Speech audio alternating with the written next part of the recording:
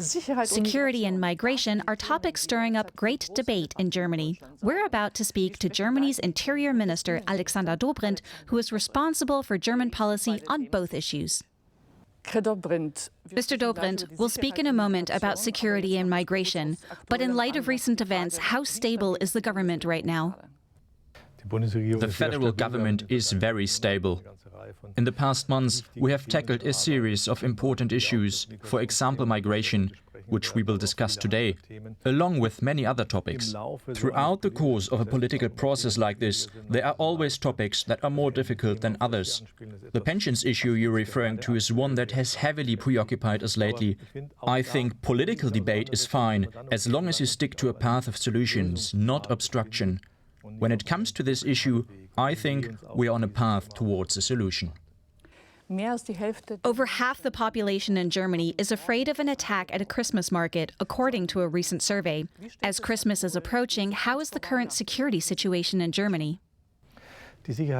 Security in Germany is tight. It's actually very tight. But there's still always an abstract danger, and everybody knows that. You can never truly rule out that terrible events will happen from time to time, but we can be prepared for them as best we can. And this year, security measures will be even tighter. But I repeat, there is no such thing as absolute security. But you still have to be prepared. That's what local authorities are doing. I'm also hearing that security measures are becoming increasingly expensive. For some, it is a financial burden, but it's a necessary one to show we can facilitate security provision. Ultimately, it's impossible to completely eliminate an abstract threat, but we do the best we possibly can. Experts are increasingly warning of a threat from Russia. We've seen disinformation, sabotage, and drones in air traffic. What else do you think Russia is capable of in our country? Today, we can see fairly clearly, when it comes to espionage and sabotage, we see that there are foreign powers using this to destabilize us. It starts with trying to destroy data cables in the Baltic Sea. It continues with the issue of drone sightings.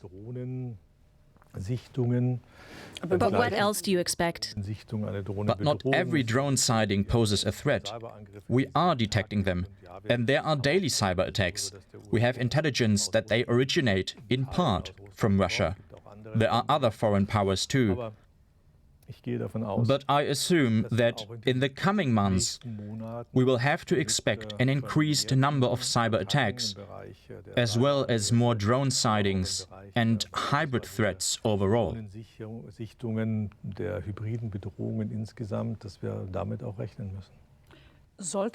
In the case of an emergency, your ministry would largely be responsible for civil protection. When you think about how well citizens in the country are prepared, do you still sleep well? There's no point in doing anything else. One must always be as prepared as possible. What we've done is massively upgrade our civil defense, civil protection and population protection capabilities. What do you mean by that? The funding. The basis of all these preparatory measures, which I've described as massively upgraded capabilities, is the finances. We've made funding available this year. For the coming year, there were decisions in the budget last week, for example, to significantly strengthen the civil relief organization THW and to provide the Federal Office for Civil Protection and Disaster Relief with far more funding. The finances there will be tripled to invest in equipment, devices, training, and of course in helpers, in the people we will urgently need in an emergency. While the government has been sounding the alarm about Russia, the co-head of the far-right Alternative for Germany, Tino Kropala, thinks that Poland, a NATO partner, is more threatening than Russia. How dangerous do you think such statements are? First of all, that's of course complete nonsense. Just take a look at the world, and you'll see that we have partners that we work closely with, and we have very close ties with them in the EU and in NATO. And then we have Russia, which has been waging a war of aggression against a neighbor like Ukraine for many years. Putin attacking a neighbor.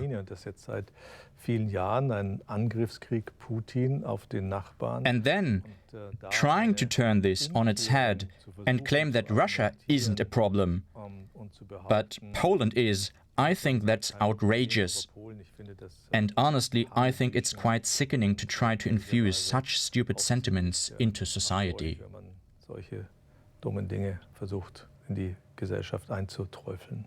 The Federal Office for the Protection of the Constitution, which reports to you, is monitoring the AfD. In your opinion, are the reasons for a ban proceeding becoming more compelling? In the past, I have always made clear that it is the responsibility of politics to govern the AfD out of existence, not to ban it. There is a reason why we see polarization in our society, and this is the driver of the polls and election results that see the AfD rising in popularity. But that means that politics needs to change tack. Social division and the AfD's polling results are an expression of this polarization, and that cannot be banned. Instead, it should be reduced with better politics, and that has always been my approach. And that's why I still maintain that politicians do not fulfill their responsibility simply by saying they'll ban a party. Next year is an important election year with several state elections. Can you rule out the AfD leading a state government with the help of the conservative CDU-CSU union?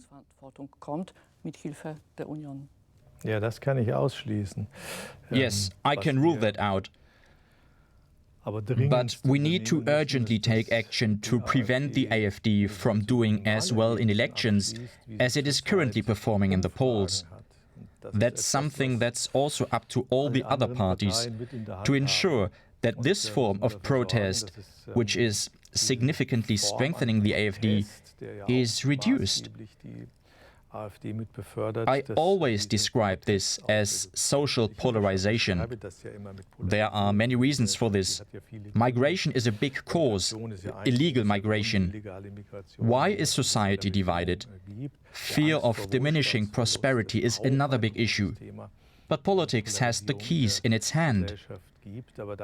Not all the solutions are at the federal level.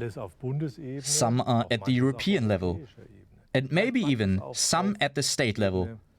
But that's where decisions need to be made, so that people are prepared to use their vote to strengthen the broad middle of politics and society, instead of drifting off to the radical fringes. You tried this already. When you assumed federal office half a year ago, you wanted to keep the AfD at bay by promising a tough-as-nails course on migration. Did you overpromise?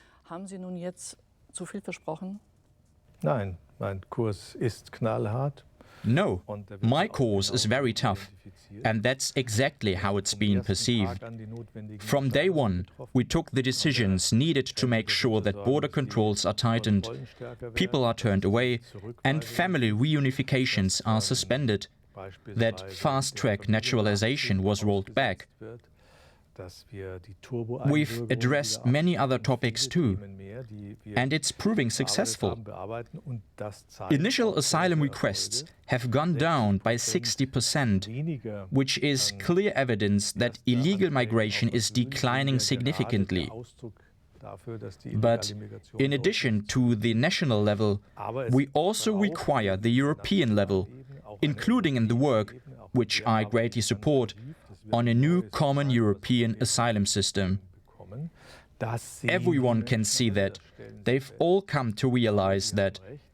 But you're right, the emotional perception lags behind the intellectual understanding that politics have changed, and that's why it takes time for things to come together. The understanding is that politics in Germany have changed and that change in migration policy has begun. But my personal perception, my emotional understanding is still lagging, and that still needs to be brought together. While trying to outline a new migration policy, the CDU-CSU union sounds surprisingly close to the way the AfD argues. This debate mostly centers around the disadvantages of migration. Is this just a communication problem? I made clear that there is a time lag between understanding that politics is making a U-turn on migration and the emotional experience in one's inner circle. And there's a delay in that, which is why it will take time for everyone to understand. But it's incredibly important that we manage to reorganize migration, because illegal migration and the way our country is overwhelmed has been the largest trigger point for radical parties for many, many years. Not only the far right, but also the far left. In our case, this is mostly the AfD, but you can see this is the case in most other European countries too. The ones who have brought this under control include the Danes, who have reduced the influence of their far-right parties with a very tough migration policy. Time is a factor, but despite the end of the war, more Syrians are still arriving in Germany than those leaving the country. Many are legally challenging being deported. If you truly want to see change in migration policy, wouldn't you have to review the right to asylum? No, I don't think I need to review the individual right to asylum. There's an ongoing debate about it. I'd say a scientific debate at the European level over whether there are alternatives to the individual right to asylum that are more practical, better, fairer. But this discussion is not over. And I am not taking part in it.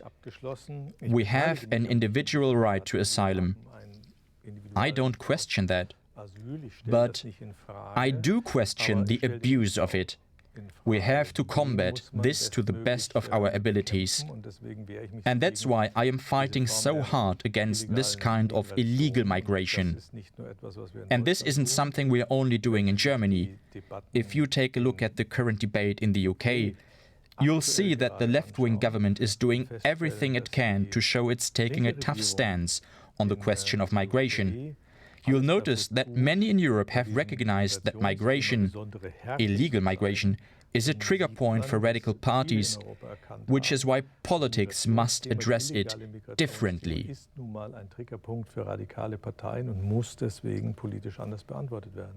You keep bringing up so-called return hubs in other countries, and you want them to be in Africa. This concept has already failed in Britain. Will the federal government make a new attempt at this at the EU-African Union Summit? What we need to do now is discuss something like return hubs within the framework of the common European asylum system, and then create the necessary legal guardrails for it. Without the proper legal framework, it won't work. But I am confident that we will be successful. And with the creation of these so-called return hubs, people who have no right to asylum in Europe, but who cannot be returned to their countries of origin, can be brought to return hubs in so-called third countries. This can work if we have the legal framework for it, and if we have the right partner country for it. The European Commission cannot do this for us. It will have to be done by a number of countries in Europe who are willing to try to implement this system. I don't think one country alone can make this happen. This is something that must be done with partners. And there are a number of countries currently discussing whether they want to take this on together and with which partner country they'd do it. But we will definitely need a partner country from the African continent. Partnerland, aber es wird auf jeden Fall ein Partnerland auf dem afrikanischen Kontinent sein müssen. There's a new EU regulation that now allows Germany to request that no new refugees come to Germany. Will you make that request? We are in the process of reworking the common European asylum system. This involves three elements. The first includes the protection of our external borders, which need to be drastically reinforced, and asylum procedures that are handled at the external borders. The second is the so-called Dublin procedure, and that needs to function again. We need to combat secondary migration. Asylum seekers normally need to go through the asylum process in the country where they first arrived in Europe. However, returning people to these countries of first entry is often difficult, and this must be made possible. And the third element involved is that we need a solidarity mechanism. This solidarity mechanism will ease the burden on countries along the EU's external border and also places responsibility on internal countries, such as Germany. All this goes hand in hand. And regarding what you're referring to, I've made clear that when dealing with the European Commission, as well as with partner countries within the EU, Germany has in the past years demonstrated a high level of solidarity. And this high level of solidarity in the past should be recognized in the future. And that's why we entered into this agreement with an advanced payment into this agreed-upon system of solidarity. That means that we are not required to take in additional migrants if we take these decisions jointly in Europe.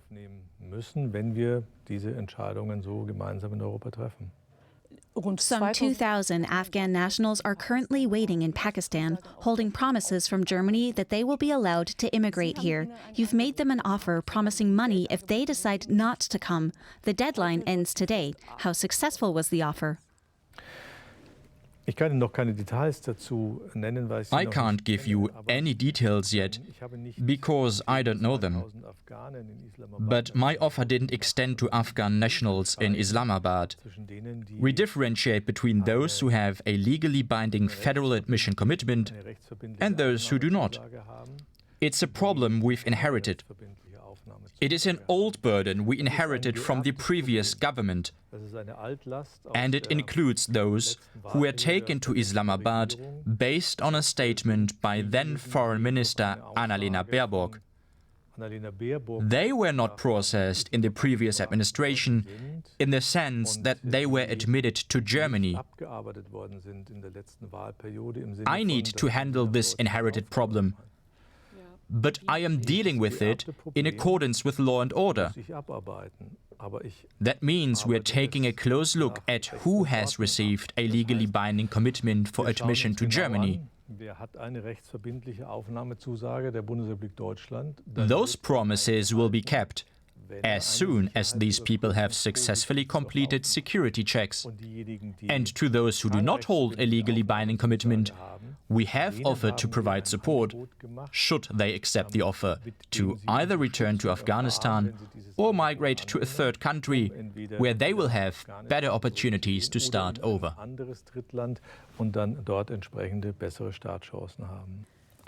But we know that, should these people fail to leave Pakistan by the end of the year, they risk deportation to Afghanistan, where they could be persecuted by the Taliban. How many people do you think you'll be able to get out by the end of the year? Let me repeat. I make a distinction between people who have a legally binding commitment for federal admission and those who do not. So all who fulfill the criteria will be brought to Germany by the end of the year? We are making the greatest effort to ensure that those who have a legally binding federal admission commitment and have successfully passed a security check can come to Germany. The largest group of migrants, of refugees in Germany, are from Ukraine. Federal Chancellor Friedrich Merz wants to decrease the number of young Ukrainian men coming to Germany. You also are looking to cut financial benefits. Is there more you could do? I don't think so.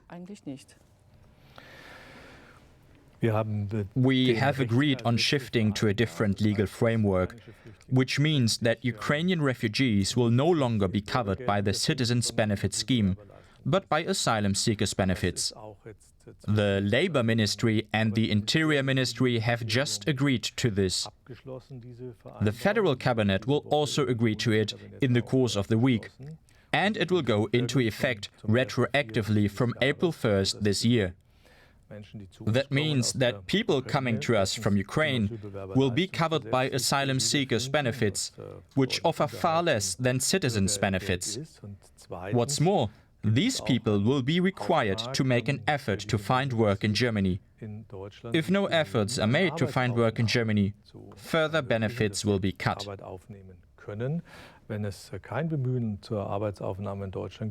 Additionally, applicants will be means tested, and only those who have no assets of their own can expect to receive asylum seeker benefits. If they do have assets, those should be used first, before they can receive benefits.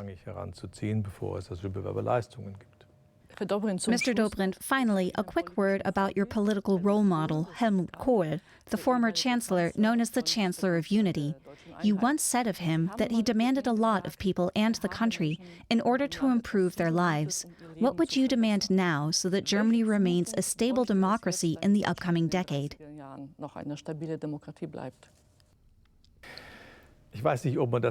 I'm not sure if you can combine imposing demands with maintaining democracy so directly. Germany will remain a democracy because it has a strong democratic tradition, and people know what hinges upon this democracy. That's why it will always hold fast to the political center as the inherent core of democracy. What we are currently most concerned with is whether we can sustain the prosperity we have spent decades building into the future, whether the next generation, as we used to think, will still be better off than the current one.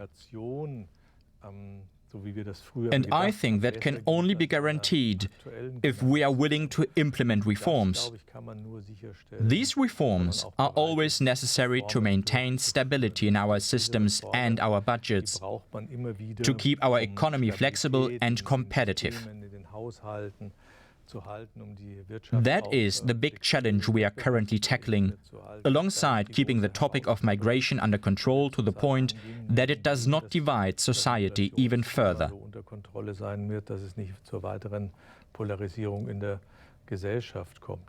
But first of all, I'm always optimistic, and secondly, I'm confident, and thirdly, this example shows. I have other role models in German politics, but Helmut Kohl is a very important one and can be an important one for many of the things he achieved. I thought it was brave in the early 1980s to point out to people the necessity of reforming our country and to implement that reform. That's precisely what led to such strong support for the CDU-CSU at the time. And that, of course, can also serve as a model for today. Politicians seeking support need to show that they are able to make decisions, even when some decisions sound uncomfortable at first. I think people understand what is necessary much more than politicians give them credit for. And they expect politicians to make these necessary decisions.